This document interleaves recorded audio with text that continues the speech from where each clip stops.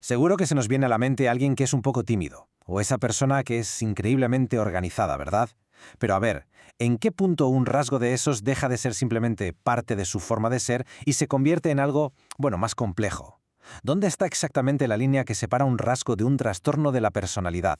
Pues justo esa línea, que a menudo es súper difusa, es la que vamos a intentar explorar.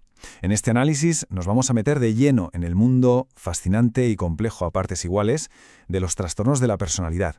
El objetivo es entender cómo se hace ese viaje desde un simple rasgo hasta un diagnóstico clínico. Y este va a ser nuestro recorrido. Primero, vamos a los cimientos. ¿Qué es la personalidad? Después, veremos el punto de inflexión, cuando un patrón se tuerce y se convierte en un problema. Trazaremos un mapa de los trastornos, nos zambuliremos en el gran debate científico que lo está cambiando todo y, para terminar, veremos cómo se llega a un diagnóstico y qué se puede esperar a partir de ahí.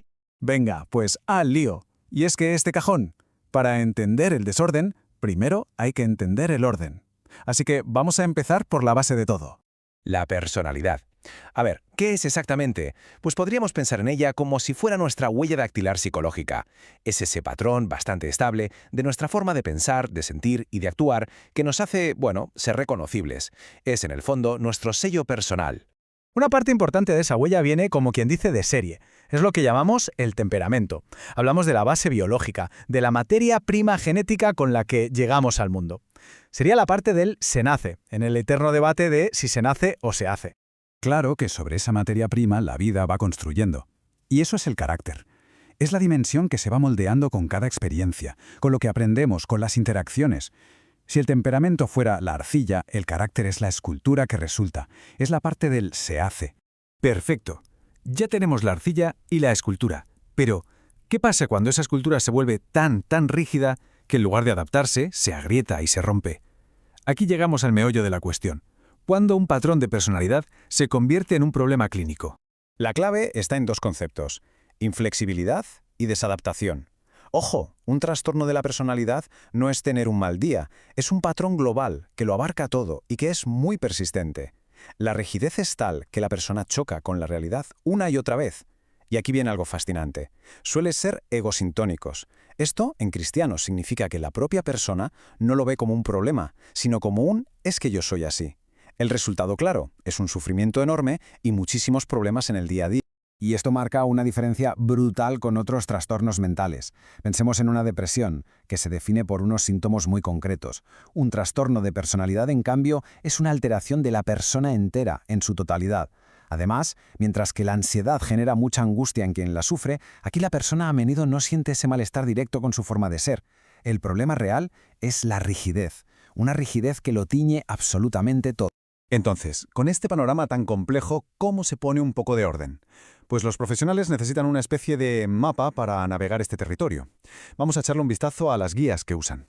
En el mundo de la salud mental se usan dos GPS principales. Por un lado, el DSM-5-TR, que es la referencia sobre todo en América, y por otro, la CIE-11 de la Organización Mundial de la Salud. Para entender la clasificación clásica, vamos a fijarnos en el DSM, que organiza los trastornos en tres grandes grupos que llama clústeres. El primer grupo, el clúster A, es el de los llamados excéntricos.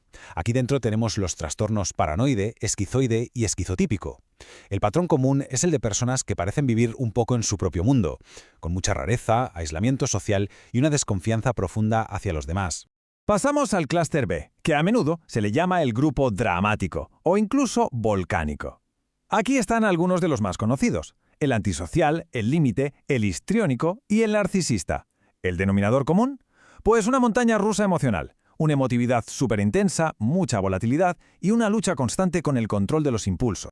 Y por último, el clúster C, el de los ansiosos o temerosos. Aquí encontramos los trastornos de evitación, el de dependencia y el obsesivo-compulsivo de la personalidad, y que los une un motor interno de ansiedad y de miedo que domina su vida por completo, ya sea evitando situaciones, necesitando a otros o a través de un perfeccionismo que llega a ser asfixiante. Y para que nos hagamos una idea de su alcance, solo hay que ver estas cifras de prevalencia. El trastorno límite puede afectar a casi un 6% de la población y el obsesivo-compulsivo de la personalidad puede rozar casi el 8%.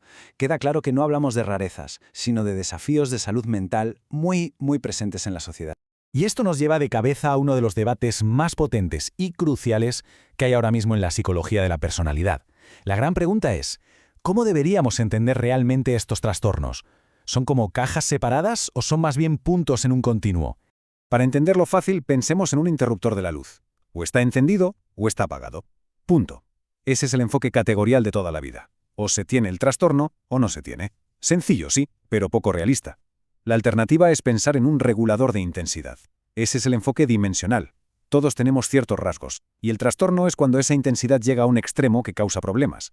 Es más preciso, pero, claro, bastante más complejo de aplicar en la consulta. Esta cita de los investigadores Barlow y Durán, la verdad es que lo clava. Resume la pregunta del millón. ¿Son los trastornos de personalidad algo cualitativamente distinto? ¿O son simplemente versiones extremas de rasgos que, en el fondo, compartimos todas las personas? La respuesta a esto está, literalmente, cambiando las reglas del juego. Bueno, y con todo este debate de fondo, vamos a volver a pisar tierra. En la práctica, ¿cómo llega un profesional a un diagnóstico? Y, lo más importante, ¿qué camino hay por delante a partir de ahí? Un diagnóstico riguroso no es una charla de café, ni de lejos. Es un trabajo casi de detective, de ir juntando un montón de piezas. Se usan entrevistas clínicas muy estructuradas, se pasan cuestionarios estandarizados para tener una foto completa y además se usan herramientas específicas para cada trastorno. Se trata de construir un puzzle muy detallado de la persona. Y una vez se tiene el diagnóstico, ¿qué pasa? Pues no hay una respuesta única. Para nada. El pronóstico varía una barbaridad. Algunos trastornos pueden mejorar muchísimo con la terapia y la madurez, otros en cambio son un reto para toda la vida. Pero el objetivo del tratamiento siempre es el mismo: reducir el sufrimiento y mejorar la capacidad de la persona para tener una vida plena. Y cerramos con una pregunta en el aire. A medida que la ciencia avanza, ¿estamos yendo hacia un futuro donde nos olvidemos de las cajas diagnósticas, de las etiquetas? ¿Un futuro donde veamos la personalidad como un espectro inmenso, un continuo en el que, de una forma u otra, nos encontramos todas las personas? El futuro de la psicología de la personalidad, desde luego, se está escribiendo ahora mismo.